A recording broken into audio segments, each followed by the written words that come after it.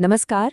आज बात करते हैं हिंदी साहित्य के उस दौर की जब कहानियों ने जानते हैं पन्नों से निकलकर सीधे मंच पर सांस लेना शुरू किया।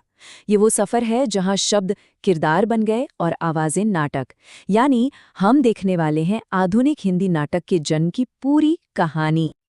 हाँ, ये सवाल तो दिमाग में आता ही है ना?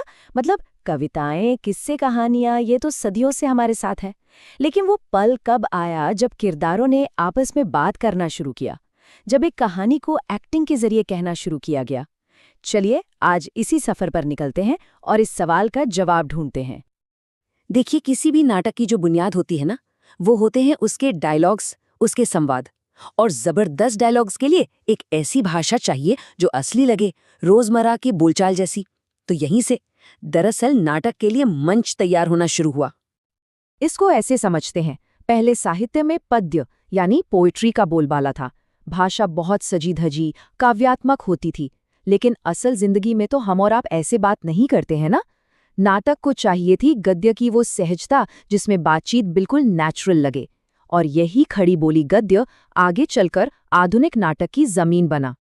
अक्सर ऐसा माना जाता है कि भाई खड़ी बोली गद्य तो अंग्रेजों की देन है, पर ऐसा नहीं है। आचार्य रामचंद्र शुक्ल जैसे बड़े विद्वान बताते हैं कि ये तो एक नेचुरल प्रोसेस था जो बहुत पहले शुरू हो चुका था। मतलब इससे पहले कि ड्रामा स्टेज पर आता, उसकी जो भाषा थी ना, वो खुद ब खुद तैयार हो रही थी, अपने आप, ऑर्गेनिकली। तो ठीक है, भाषा तो तैयार थी।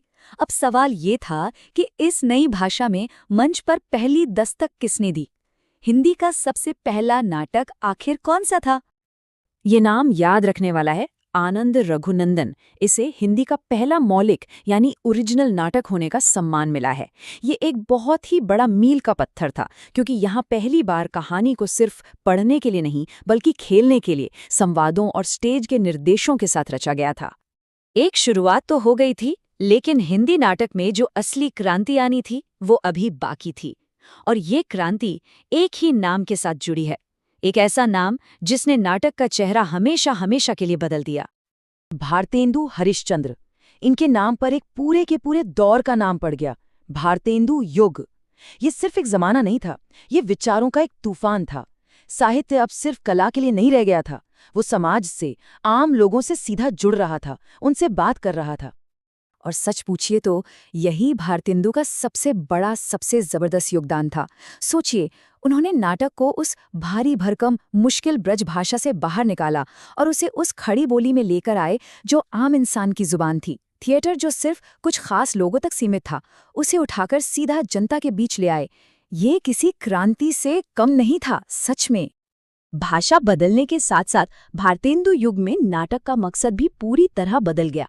अब नाटक सिर्फ मनोरंजन का साधन नहीं था, वो समाज को आईना दिखाने का, उसे जगाने का एक बहुत ताकतवर जरिया बन चुका था। जरा इन टॉपिक्स पर नजर डालिए। औरतों की पढ़ाई, विधवाओं का दर्द, बाल विवाह पर रोक, धर्म के नाम पर ढोंग, और तो और देश की दौलत जो बाहर जा रही थी उसका दुख। उस जमाने के नाटककार और खासकर भारतेंदु कितने हिम्मत वाले और कितने आगे के विषय मंच पर उठा रहे थे। ये सिर्फ एक लाइन नहीं है, ये उस दौर की चीख है।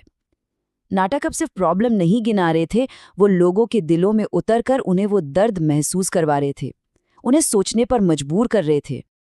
और यहीं पर इस पूरे युग की सबसे बड़ी विरासत छुपी हुई है। भारतेंदु और उनके जमाने के नाटककारों ने ये बात साबित कर दी कि साहित्य और खास तौर पर नाटक सिर्फ समाज का आईना नहीं होता, बल्कि उसमें समाज को बदलने की ताकत भी होती है। तो इस पूरे सफर को अगर हम फटाफट देखें तो सबसे पहले गद्य ने जमीन तैयार की, फिर पहले नाटक ने दरवाजा खोला, भारतेंदु एक नई क्रांति लेकर आए और आखिर में नाटक को एक नया, एक बहुत ही शक्तिशाली मकसद मिला। और ये सवाल हमें आज के वक्त में लाकर खड़ा कर देता है।